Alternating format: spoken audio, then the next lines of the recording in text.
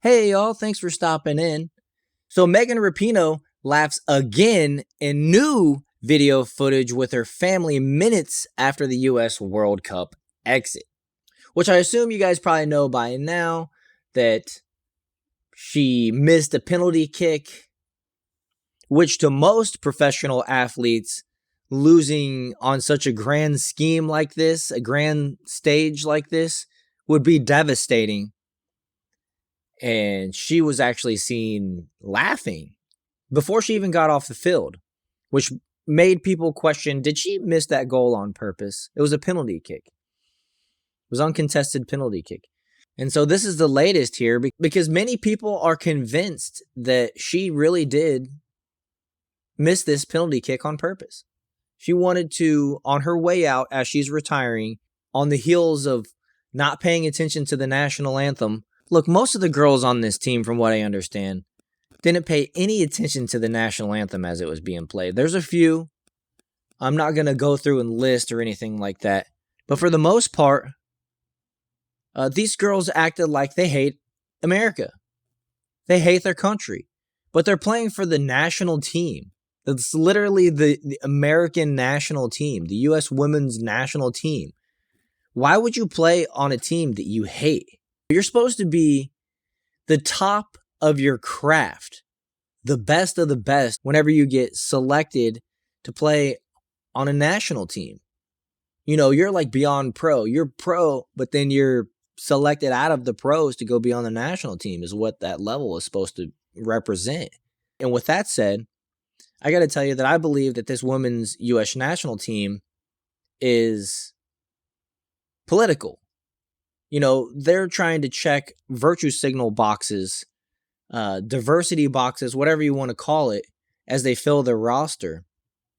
They don't care about putting the best people in the country on the team, the best women in the country on the team. They want to make sure that the DEI, the ESG gods that are watching, make sure that they approve. It seems like to me, as an American sports fan who loves watching the Olympics, I love rooting for America to win in every competition. And that includes, world stages that includes stages like the World Cup in soccer. I'm not a soccer fan, but I'll cheer for my country to win. But not when it's full of people that hate my country. I can't get down with that. So I actually enjoy watching them lose this time. I feel bad for the girls that were on that team that genuinely wanted to win, that were putting their best foot forward. But, this league, in my opinion, this organization, whatever you want to call it, this organization needs to be cleaned up. You just can't tell me that Megan Rapinoe, 38-year-old Megan Rapinoe, is the most gifted athlete for that position on that roster. You can't convince me that there's not some 19 to 22-year-old girl out in college or something like that that's just could run laps around her, kick the ball twice as far, whatever. Like, the reason she's on this team is because she's famous, and she's famous for being woke. And so that's the identity of this team. But let's go ahead and look into this article. Brand new footage has emerged of Megan Rapinoe laughing alongside her family just minutes after she sparked outrage for her reaction to missing a penalty kick in the USA's heartbreaking Women's World Cup exit. The diverse winger, 38, is now heading into retirement, and her final act was missing a spot kick in the team's heartbreaking 5-4 shootout defeat to Sweden. In the aftermath, Rapinoe was slammed by fans after appearing to laugh at her missed penalty, which she later explained was because she saw it as a sick joke. What is a sick joke? You're laughing at your own joke because you missed that kick on purpose. That's what I'm convinced. Your behavior leading up to this game has not expressed to me that you like winning at soccer.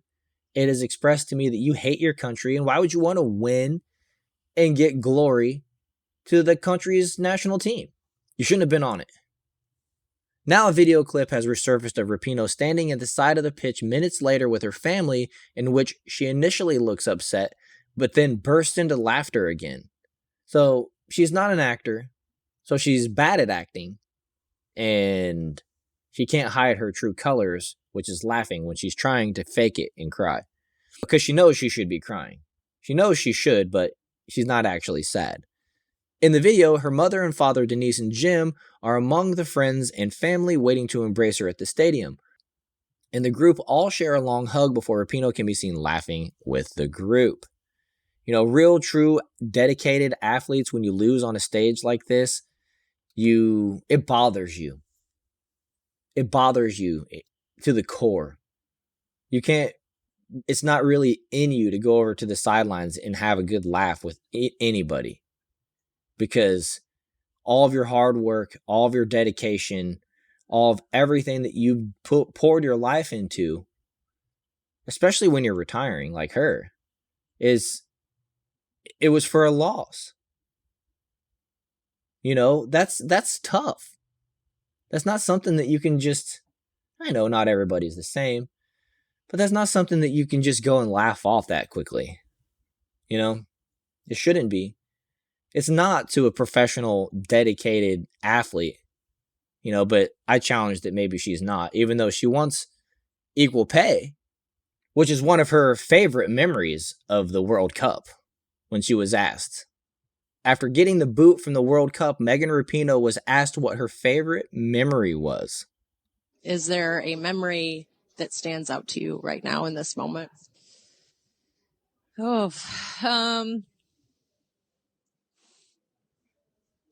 I mean, probably equal pay chance after the final. And I think she doesn't have a favorite memory of one of her teammates making a great play or a good laugh they had as a team in the locker room, because they're such a good team. They're a unit. They all enjoy each other. It was about something that had nothing to do with this game, and it was something that they didn't get, right? Men's soccer players still get paid more than women's soccer players, I believe. That's her big crowning achievement, as she half cries and laughs. It's a fake cry. You know, it's really sad that young people look up to these folks as role models. Personally, I don't believe that children should look up to athletes as role models. Their personality is not actually as great as you wish it would be, so it's a letdown. But, you know, I think that parents should try to be the role models to these children, honestly. Good mentors, coaches, things like that. People that have direct impact in the child's life. That type of thing. But nevertheless, it happens. You know, she'll say it herself. I'm sure she has. When little girls see me, I want them to see that they can grow up and be whatever they want, right? But if you're not trying to be good at soccer, what is it that you're actually trying to teach them, I have to ask? Because you're extremely woke, to sum it up, to say it simply. So is that what you're trying to influence? Is that the role model you're trying to be? Or is it that you're trying to exemplify, you know, the athlete winner, work hard and you can attain your goals type thing? That's what it's really supposed to be about. Work hard, dedicate yourself. You see me do it, so you know that you can do it. But that's not the message that she's sending, in my opinion. That's not her main focus, right? Let's continue here. The USA stalwart took her team's fourth penalty in the shootout with the opportunity to put them in a 4-2 lead in the shootout, but blazed her shot high over the crossbar. She kicked a field goal. As she jogged back to the halfway line, she was, much to the confusion of fans watching back home, smirking and laughing to herself, which left fans on social media enraged. It is. You know, we don't want to dedicate our time to come watch you play and then see that you don't give a crap. You're supposed to be representing us. That's the thing. You play for America's national team. As Americans, when we turn that on, we're rooting for you to represent us. When you go out and do stuff like that, it makes us feel weak. It makes us feel taken advantage of. Why should I turn on my TV to watch you? Furthermore, why should I buy a ticket, which I heard that they're giving away tickets to these games to fill the seats? But why should I go buy a ticket if you don't even care? If you're not going to act like you represent me, and whenever you lose, you act like it's just fine. Y'all were standing around like this team in a game prior, it was a 0-0 tie, and they were all walking around after the game acting like they accomplished something, like they won something. It was the most disrespectful thing I've ever seen to sports fans, where, yeah, if you advance on a 0-0 tie, that's something, but you don't act like you don't pat yourself on the back and act like you did something. That's nonsense. On a professional level world stage, participation trophies aren't it. Those are for children, and I think, well, those shouldn't be for children, but they shouldn't be for children, because winning and losing, learning how to win and lose as a child is an important lesson that I think, even if you're not good at the sport, is still a good lesson to learn. Is how to accept something that is beyond your control, even when you give it your best to win. And furthermore, that's why I recommend, if you're a parent and you have young children, especially boys, get them into wrestling, not WWF. I'm not talking about that. I'm talking about wrestling. And get them into some wrestling. It teaches you, it makes you incredibly in shape. It teaches you a bit about how to defend yourself, but it also teaches you how to win and lose elegantly in a one-on-one setting. That's an important thing. Losing in a team sport is one thing. You can go out there and you can, say baseball, you can go 4 for 4 and hit for the cycle, right? But then you still lose the game like 3-2 or something. You had a great game, but you lost. The worst guy on the team made a couple errors and cost you. You learn how to lose a different way. But still, so team sports are important too. I'd say get into both. But wrestling, that one-on-one, you dedicate, you dedicate yourself.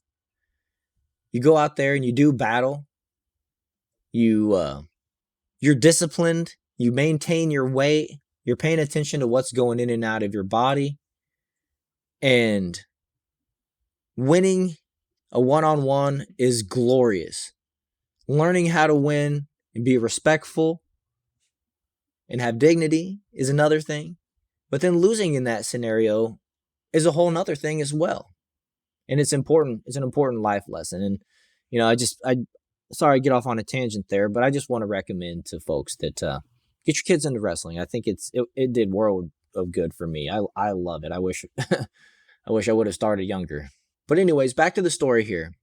It came after the U.S. women's national team also sparked backlash, as the majority stayed silent during the national anthem throughout all 4 of its games down under. It's despicable. If you can't stand up and represent the country that you're playing for the national team of, let somebody else do it. Because frankly, as a sports fan, I would rather see a bunch of people go out there that care about winning and losing, that care about representing their country. I'd rather see them go out there and lose, trying their hardest, than watch a bunch of women that hate our country go out there and win. You know what I'm saying? I just can't get with that. And I got to say this. As a sports fan that loves watching America win on all levels, the Olympics, I just got to tell you, one of the coolest things in sports, and this shows you that how sick these women are, they're playing for representing the greatest country, the most diverse and advanced country in world history. I'll give you an example. When you watch the Olympics opening ceremony, I'm sure they're recorded. You can go look at any of them in the past. They do this walk of champions or whatever it's called, and all the athletes come out as a team, even though they're doing different events. They all come out as Americans. They all come out as Germans. They all come out as whatever, right? But when you look at the other teams and they get introduced, notice how they all look alike. There's not very much diversity. But when they announce the American Olympic team, it's the most diverse group in the whole building. You see black, white, Hispanic, Asian, Native American even sometimes. You don't see that in any other country. And furthermore, we're talking about sports. And being woke in sports is one of the dumbest things, because the sports realm, I'll give you the 2015 Royals, because that was the greatest year of my life. They won the World Series that year. Sports fans are the least racist fans on the planet. You can't root for a team as diverse as any of the teams that we have across any of the sports teams in America nowadays. You can't root for them and be a racist, because they're full of mixed diversity. Fandom supersedes racism.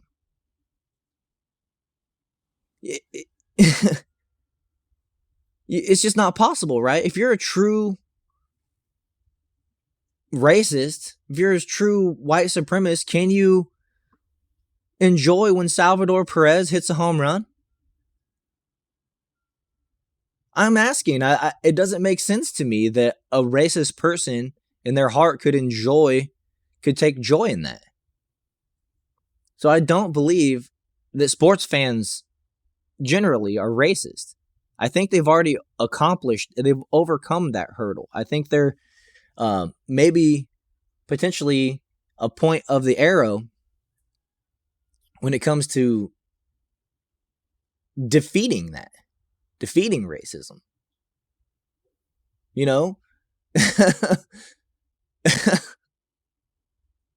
So it's just dumb. And I say that because I think it's just dumb that this team has become so woke.